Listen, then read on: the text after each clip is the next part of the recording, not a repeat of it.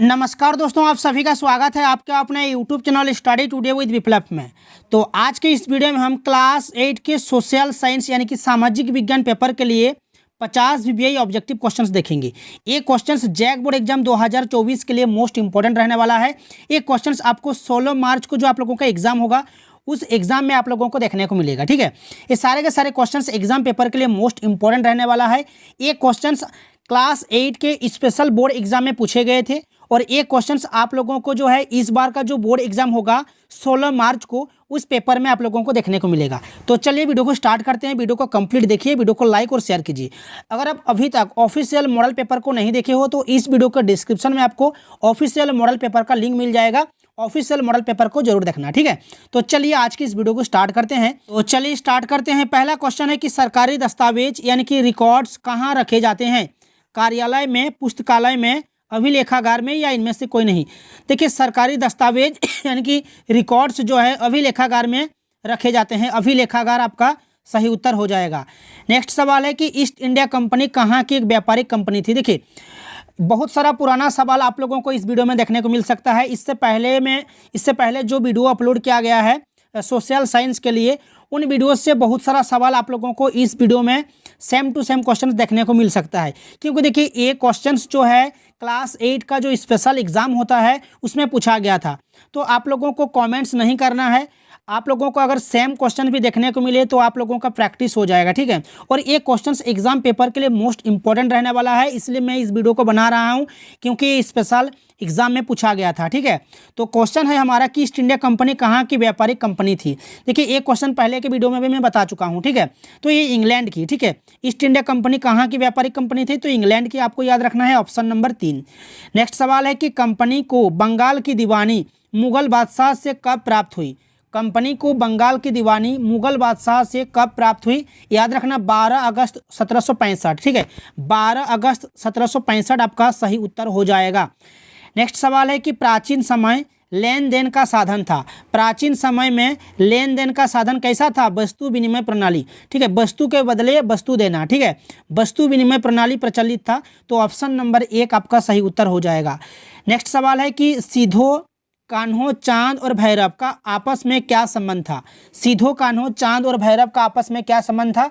तो भाई भाई का संबंध। ठीक है, भाई भाई आपका सही उत्तर हो जाएगा।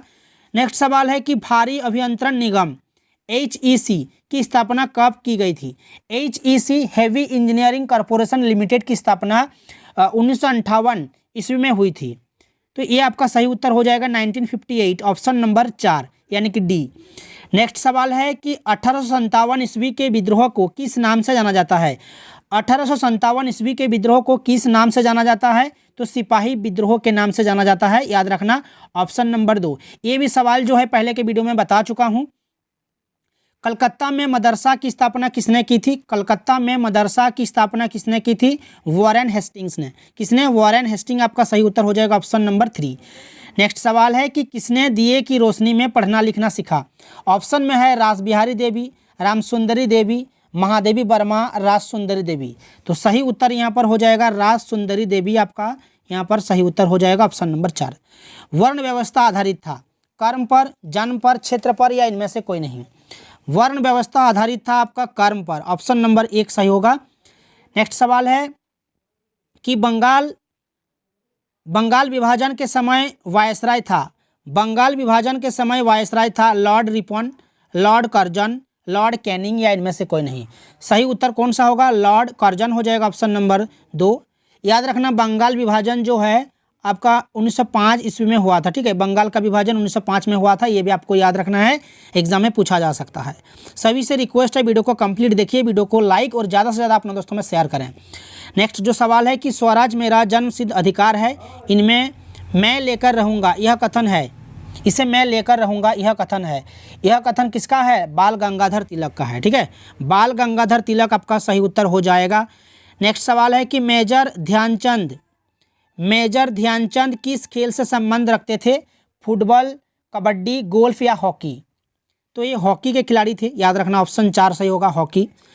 नेक्स्ट सवाल है कि सिल्वानुस डुंगडुंग किस ओलंपिक में भारतीय हॉकी टीम में शामिल थे? मॉस्को 1980, लॉस एंजल 1984, बार्सिलोना 1992 या हॉकी? सही उत्तर कौन सा होगा? मॉस्को 1980 आपका सही उत्तर हो जाएगा, ऑप्शन नंबर 1। नेक्स्ट सवाल है कि सत्यशोधक समाज की स्थापना किसने की थी? सत्यशोधक समाज की स्थापना किसने की थी? ज्योतिराव फुले ने। किसने की थी? ज्योतिराव फुले आपका सही उत्तर होगा, ऑप्शन नंबर 2। नेक्स्ट सवाल है कि पहली बार दिल्ली के सिंहासन पर बैठने वाली महिला कौन थी? ये क्वेश्चन भी पहले मैं बता चुका हूं। पहली बार दिल्ली के सिंहासन पर बैठने वाली महिला कौन थी? रजिया सुल्तान आपका सही उत्तर हो जाएगा, ऑप्शन नंबर 3 रजिया सुल्तान। रांची जिला स्कूल की स्थापना कब हुई थी? रांची जिला स्कूल की स्थापना कब हुई थी? तो 1839 में हुई थी, ठीक है, ऑप्शन नंबर 4 सही होगा। नेक्स्ट सवाल है कि भारत के अंतिम मुगल बादशाह कौन था? भारत के अंतिम मुगल बादशाह याद रखना बहादुर शाह द्वितीय, ऑप्शन नंबर 1 सही होगा, बहादुर शाह द्वितीय आपका सही उत्तर हो जाएगा। नेक्स्ट सवाल है कि अजैव संसाधन कहलाते हैं निर्जीव वस्तुओं से निर्मित, मानव निर्मित, जीव जंतुओं से निर्मित या इनमें से कोई नहीं? अजैव संसाधन जो निर्जीव होते हैं, ठीक है, तो निर्जीव वस्तुओं से निर्मित आपका सही उत्तर हो जाएगा। जैसे कि मृदा हो गया आपका, जैसे कि चट्टान हो गया आपका, हवा हो गया, जल हो गया, ठीक है, ये जो है अजैव संसाधन के उदाहरण है, याद रखना। नेक्स्ट सवाल है कि मानव स्वयं में एक है, मानव स्वयं में विकास, रास, संसाधन इनमें से कोई नहीं? सही उत्तर कौन सा होगा? संसाधन हो जाएगा। मानव भी एक संसाधन है, ठीक है। निम्नलिखित में कौन सा कारक मृदा निर्माण का नहीं है? कौन सा कारक मृदा निर्माण का नहीं है? समय, जैव पदार्थ, मृदा का गठन, इनमें से कोई नहीं? तो इस क्वेश्चन का सही उत्तर इनमें से कोई नहीं है, ठीक है। समय भी नहीं है, मृदा का गठन भी नहीं है, जैव पदार्थ भी नहीं है। मृदा निर्माण के कारक जैसे कि शैल का स्वरूप हो गया, स्थलाकृति हो गया, जलवायु हो गया, ठीक है, ये सब होते हैं। तो इस क्वेश्चन का सही उत्तर ऑप्शन नंबर 4 होगा। नेक्स्ट सवाल है कि बेतला राष्ट्रीय उद्यान झारखंड का एकमात्र राष्ट्रीय उद्यान है, यह किस जिले में स्थित है? ये क्वेश्चन भी मैं पहले बता चुका था, ठीक है। इस क्वेश्चन का आंसर सभी को कमेंट बॉक्स में बताना है, ठीक है। इस क्वेश्चन का आंसर पहले हम लोग देख चुके हैं, इसलिए इस क्वेश्चन को मैं छोड़ रहा हूं। इसका आंसर सभी को कमेंट बॉक्स में देना है। बेतला राष्ट्रीय उद्यान झारखंड का एकमात्र राष्ट्रीय उद्यान है, यह किस जिले में स्थित है? इस क्वेश्चन का आंसर सभी को कमेंट बॉक्स में भरना है, ठीक है। नेक्स्ट सवाल है कि बायोगैस किसके विघटन से उत्पन्न होता है? मृत पौधे जंतुओं के अवशेष, गोबर से, रोसई अपशिष्ट से, ठीक है। तो इस क्वेश्चन का सही उत्तर कौन सा होगा? इनमें सभी हो जाएगा। ये सवाल भी पुराना है। नेक्स्ट सवाल है कि नुआमुंडी, किरुबुरु तथा आरी किस खनिज के लिए प्रमुख खनन केंद्र है? लौह, मैंगनीज, लौह इसका या कोयला? सही उत्तर कौन सा होगा? लौह इसका आपका सही उत्तर हो जाएगा, ऑप्शन नंबर 3 हो जाएगा। नेक्स्ट सवाल है कि चावल का सबसे बड़ा उत्पादक देश, ये भी पुराना सवाल है। चावल का सबसे बड़ा उत्पादक देश आपका चीन हो जाएगा, ऑप्शन नंबर 3 हो जाएगा। नेक्स्ट सवाल है कि सुनहरा रेशा किसे कहते हैं? सुनहरा रेशा जूट, कपास, रेशम या गन्ना? सुनहरा रेशा जो है जूट को कहते हैं, ऑप्शन नंबर 1 आपका सही उत्तर हो जाएगा। नेक्स्ट सवाल है संचार के साधन का एकमात्र उदाहरण है, एक उदाहरण है संचार के साधन का एक उदाहरण, यहाँ पर ऑप्शन में है इंटरनेट, बिजली, मंदिर, नदी। तो इनमें से सही उत्तर कौन सा होगा? इंटरनेट हो जाएगा, ऑप्शन नंबर 1। जापान का मैनचेस्टर किसे कहा जाता है? जापान का मैनचेस्टर, यहाँ पर ओसाका को कहा जाता है, ऑप्शन नंबर 3 आपका ओसाका सही उत्तर हो जाएगा। नेक्स्ट सवाल है कि किस उद्योग को आधारभूत उद्योग कहा जाता है? किस उद्योग को आधारभूत उद्योग कहा जाता है? तो लौह इस्पात उद्योग को, ठीक है, लौह इस्पात उद्योग आपका सही उत्तर हो जाएगा। नेक्स्ट सवाल है कि विश्व की कुल जनसंख्या का लगभग 75% लोग रहते हैं, कहाँ रहते हैं? अफ्रीका और ऑस्ट्रेलिया में, यूरोप और अफ्रीका में, एशिया और यूरोप में, या उत्तर अमेरिका और दक्षिण अमेरिका में? तो सही उत्तर यहाँ पर एशिया और यूरोप में हो जाएगा, ऑप्शन नंबर 3। नेक्स्ट सवाल है कि प्रति 1000 पुरुषों पर महिलाओं की संख्या को क्या कहते हैं? प्रति 1000 पुरुषों पर महिलाओं की संख्या को लिंगानुपात कहते हैं, ऑप्शन नंबर 3 सही उत्तर हो जाएगा। नेक्स्ट सवाल है कि प्रत्येक वर्ष किस दिन विश्व जनसंख्या दिवस मनाया जाता है? प्रत्येक वर्ष किस दिन विश्व जनसंख्या दिवस मनाया जाता है? तो 11 जुलाई को मनाया जाता है, ऑप्शन नंबर 2 आपका सही उत्तर हो जाएगा। नेक्स्ट सवाल है कि कच्चा माल के आधार पर उद्योग के प्रकार, देखिए कच्चा माल के आधार पर उद्योग के 4 प्रकार होते हैं, कृषि आधारित उद्योग, खनिज आधारित उद्योग, समुद्र आधारित उद्योग या वन आधारित उद्योग। तो ये 4 प्रकार होते हैं, ऑप्शन नंबर 2 सही होगा। नेक्स्ट सवाल है कि टिस्को किस नदी के तट पर अवस्थित है? टिस्को कंपनी किस नदी के तट पर स्थित है? तो ये स्वर्ण रेखा नदी के तट पर अवस्थित है। टिस्को की स्थापना याद रखना 1907 ईस्वी में की गई थी, ठीक है, 1907 ईस्वी में टिस्को कंपनी की स्थापना की गई थी। एग्जाम के लिए इंपॉर्टेंट है, याद रखना। सभी से रिक्वेस्ट है वीडियो को कंप्लीट देखिए, वीडियो को लाइक और शेयर कीजिए। नेक्स्ट सवाल है कि विश्व का कॉफ़ी का कटोरा किस देश को कहा जाता है? विश्व का कॉफ़ी का कटोरा जो है ब्राज़ील को कहा जाता है। ब्राज़ील आपका सही उत्तर हो जाएगा, ब्राज़ील, ऑप्शन नंबर 3।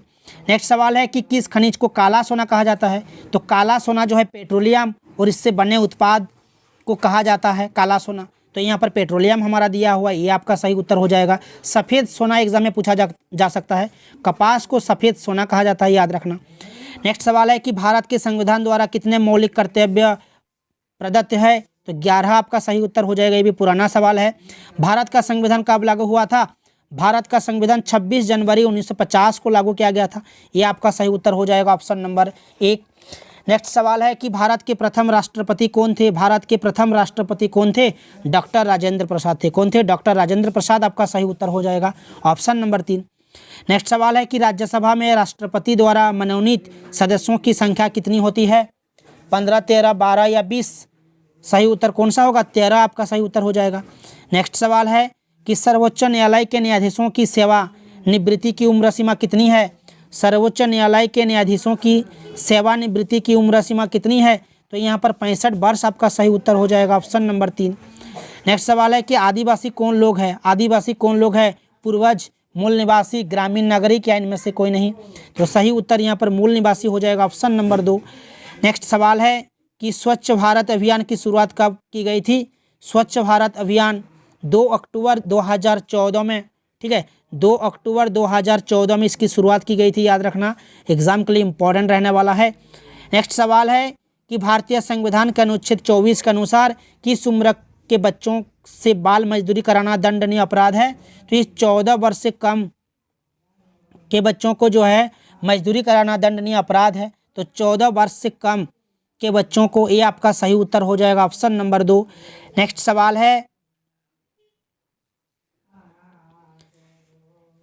है कि भारत में लड़कों के विवाह की न्यूनतम आयु सीमा कितना निश्चित है? लड़कों के विवाह के न्यूनतम आयु सीमा जो है 21 वर्ष है, ऑप्शन नंबर 3 सही होगा। नेक्स्ट सवाल है कि मंत्री परिषद के प्रधान कौन होते हैं? देखिए, मंत्री परिषद के प्रधान जो है देश के प्रधानमंत्री होते हैं, याद रखना, ऑप्शन नंबर 3। नेक्स्ट सवाल है कि भारतीय गणराज्य में सर्वोच्च संवैधानिक पद जो है देश के राष्ट्रपति होते हैं। तो ऑप्शन नंबर 1 आपका सही उत्तर हो जाएगा। नेक्स्ट सवाल है कि उच्च न्यायालय के न्यायाधीशों को कौन शपथ दिलाता है? उच्च न्यायालय के न्यायाधीशों को कौन शपथ दिलाता है? तो राज्यपाल द्वारा, ठीक है, राज्य के जो राज्यपाल होते हैं उनके द्वारा शपथ दिलाया जाता है, ऑप्शन नंबर 2 सही होगा। भारत का शीर्ष अदालत कौन है? ये पुराना सवाल है। भारत का शीर्ष अदालत जो है सुप्रीम कोर्ट है, सर्वोच्च न्यायालय आपका सही उत्तर हो जाएगा। इंदिरा आवास योजना का परिवर्तित नाम क्या है? इंदिरा आवास योजना का परिवर्तित नाम क्या है? तो याद रखना, प्रधानमंत्री आवास योजना, ये आपका सही उत्तर हो जाएगा, प्रधानमंत्री आवास योजना, ठीक है, ऑप्शन नंबर 3 आपका सही उत्तर हो जाएगा। तो ये था क्लास 8 सोशल साइंस पेपर के लिए 50 VVI ऑब्जेक्टिव का सॉल्यूशन। वीडियो को अगर अच्छा लगा है तो लाइक और ज़्यादा से ज़्यादा अपने दोस्तों में शेयर करें, और हमारे चैनल में जुड़े रहने के लिए, इस तरह के वीडियोज़ देखने के लिए चैनल को सब्सक्राइब करके रखें। तो मिलते हैं नेक्स्ट वीडियो में।